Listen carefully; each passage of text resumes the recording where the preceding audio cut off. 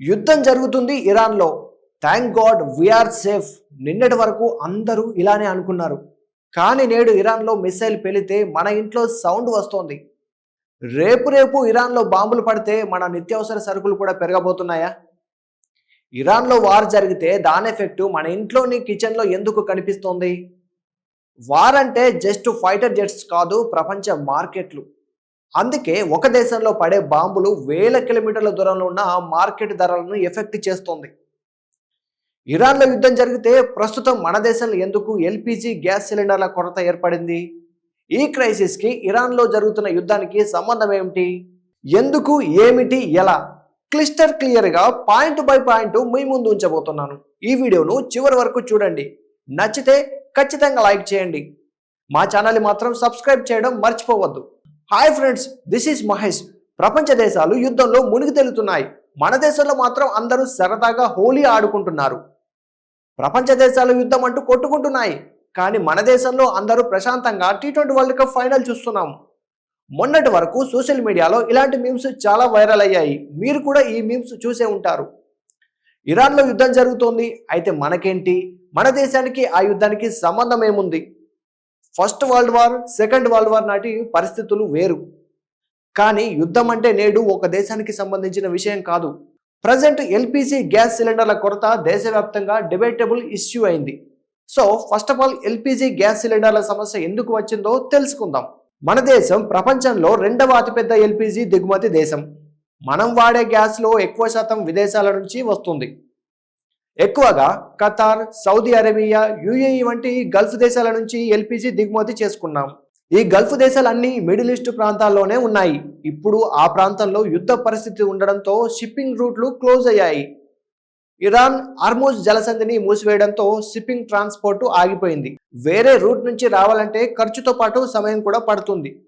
దీంతో గ్యాస్ షిప్లు ఆలస్యంగా వస్తున్నాయి. దీంతో దేశానికి గ్యాస్ సప్లై తగ్గిపోవడంతో ప్రభుత్వం ఒక నిర్ణయం తీసుకుంది. కుటుంబాలకు ప్రయారిటీ ఇస్తూ గ్యాస్ ను డొమెస్టిక్ కి సప్లై చేస్తుంది. ఆ తర్వాత హోటల్స్, ఇండస్ట్రీలకు ఇవ్వాలని నిర్ణయించింది.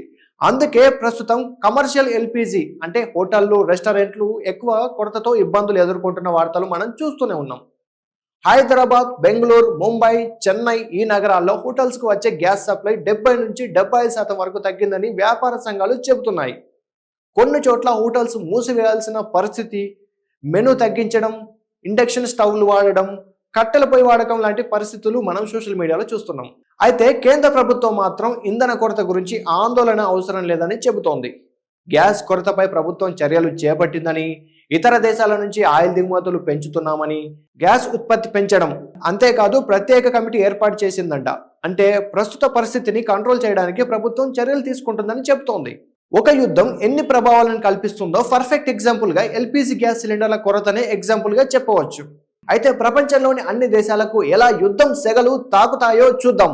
మొదట యుద్ధం ఏ రంగం మీద ఎక్కువ ఎఫెక్ట్ చూపుతుందో ఒక్కసారి చూద్దాం.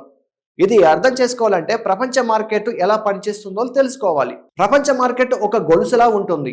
ఈ రోజుల్లో ప్రతి దేశం మరో దేశంపై ఏదో ఒక విషయంలో ఆధారపడి ఉంటుంది.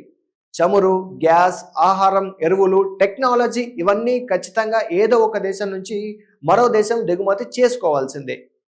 ఉదాహరణకు మిడిల్ ఈస్ట్ దేశాలు తీసుకుంటే చమురు, గ్యాస్, రష్యా తీసుకుంటే గ్యాస్, ఎరువులు, చైనా తీసుకుంటే తయారీ ఉత్పత్తులు అంటే ప్రోడక్ట్లు, చైనా ఐటమ్స్ అంటాం కదా అదే. ఇతర దేశాలు ఆహారం, లోహాలు. అంటే ప్రపంచం మొత్తం ఒక చైన్ సప్లై లాగా ఉంటుంది. యుద్ధం మొదలైతే ఏమవుతుంది? ఒక దేశంలో యుద్ధం మొదలైతే అక్కడ మొదటగా డైరెక్ట్గా ఎఫెక్ట్ అయ్యేవి 3 రంగాలు. అందులో ఫస్ట్ ప్రొడక్షన్లో ఫ్యాక్టరీలు, గ్యాస్ ప్లాంట్లు, ఆయిల్ ఫీల్డ్స్ సరిగా పనిచేయవు. రెండోది ట్రాన్స్పోర్ట్, పోర్టులు, షిప్పింగ్ రూట్లు ప్రమాదకరంగా మారుతాయి. అంటే ఆ రవాణా ఆల్మోస్ట్ తగ్గిపోతుంది. వారి సమయంలో దేశాల మీదుగా విమానాలు వెళ్లడం ప్రమాదకరం. ముఖ్యంగా ఇరాన్, ఇరాక్, ఇజ్రాయెల్ ప్రాంతాల్లో ఉద్రిక్తత పెరిగితే విమానాలు ఆ రూట్లను తప్పిస్తాయి. యుద్ధంలో క్షిపణులు ఉపయోగిస్తారు కదా, అలాంటి సమయంలో ప్యాసింజర్ లేదా కార్గో విమానాలు ప్రమాదంలో పడే అవకాశాలుంది. అందుకే ముందుగానే ఎయిర్ స్పేస్ను మూసివేస్తారు. ప్రపంచ వ్యాపారంలో చాలా అత్యవసర వస్తువులు ఎయిర్ కార్గో ద్వారా పంపిస్తారు. ఎలక్ట్రానిక్స్, మెడిసిన్, ఐటిక్ పార్ట్స్, త్వరగా పాడయ్యే ఆహారం, పూలు, పండ్లు ఇవన్నీ అందులో ఉంటాయి.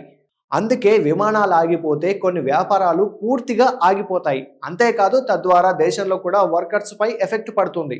చాలా దేశాలు ప్రొడక్ట్ ఇంపోర్ట్స్ ఎక్స్పోర్ట్ ఆగిపోతుండడంతో ప్రపంచ మార్కెట్లో అత్యవసర వస్తువుల కొరత మొదలవుతుంది. ఫలితంగా చాలా దేశాలకు సరఫరా ఆగిపోతుంది. కొన్నిసార్లు కొరత కూడా ఏర్పడుతుంది. దీంతోనే ధరలు కూడా పెరుగుతుంటాయి. ఇలా సప్లై తగ్గిపోవడంతో పాటు యుద్ధం వల్ల మార్కెట్లో ఒక సైకాలజీ కూడా పనిచేస్తుంది. చాలా దేశాలు రేపు సరఫరా ఆగిపోతే ఇలా అని పెద్ద మొత్తంలో స్టాక్ని కొనేస్తాయి. దీంతో ధరలు ఒక్కసారిగా పెరుగుతాయి. ఇదే డిమాండ్ సప్లై షాక్ అంటారు. ముఖ్యంగా యుద్ధం అంటేనే పెట్రోల్ డీజిల్ పై ప్రభావం. మన దేశం అయితే దాదాపు రోజుకు 85% చమురు విదేశాల నుంచి దిగుమతి చేసుకుంటుంది. ఇరాన్ ప్రాంతంలో టెన్షన్ పెరిగితే అంతర్జాతీయ మార్కెట్లో ఆయిల్ ధర పెరుగుతుంది. దీంతో ఇండియాలో పెట్రోల్ డీజిల్ ధరలు పెరిగే అవకాశం ఉంటుంది. దీంతో ట్రాన్స్పోర్ట్ ఖర్చులు కూడా పెరుగుతాయి. అంటే పెట్రోల్ డీజిల్ ధరలు పెరిగితే ఆటోమేటిక్గా ట్రాన్స్పోర్ట్ ఖర్చులు కూడా పెరుగుతాయి. ట్రాన్స్పోర్ట్ ఖర్చులు పెరిగితే ఏమవుతుంది? నిత్యావసరంతో పాటు మనం ఉపయోగించే ప్రతి వస్తువు ధరలు పెరుగుతాయి. దీన్నే ఇన్ఫ్లేషన్ అంటారు. ఈ ఇన్ఫ్లేషన్ ఒక్కసారి వచ్చిందంటే దేశాన్నే మొత్తం అతలాకుతలం చేస్తుంది. ఆ ప్రభావం అంటే యుద్ధం ప్రభావం ఆటోమేటిక్గా ఉద్యోగాలపై కూడా పడుతుంది. ఎగుమతులు తగ్గితే ఫ్యాక్టరీలు మూతపడే ప్రమాదం ఉంటుంది కదా, అప్పుడు పరిశ్రమలు కూడా క్లోజ్ అవుతాయి. ఇప్పుడు తాజాగా గుజరాత్లోని మోర్బీ సిరామిక్ పరిశ్రమపై కూడా ఇరాన్ యుద్ధం ప్రభావం అలాంటిదే. ప్రస్తుతం ఆ మోర్బీ సిరామిక్ పరిశ్రమలో ఉన్న వేలాది మంది కార్మికులు తమ ఉద్యోగాలు ఎక్కడ పోతాయనన్న ఆందోళనలు ఉన్నారు. యుద్ధం ఎక్కడ జరిగినా కానీ దాని శబ్దం ప్రపంచం మొత్తం వినిపిస్తుంది. కానీ దాని ప్రభావం చాలాసార్లు మన ఇంటి గదిలోనే కనిపిస్తుంది. అవునా కదా? మరి మీరేమంటారు? యుద్ధం ఎఫెక్ట్పై మీ అభిప్రాయం ఏంటి? ఖచ్చితంగా కామెంట్ చేయండి.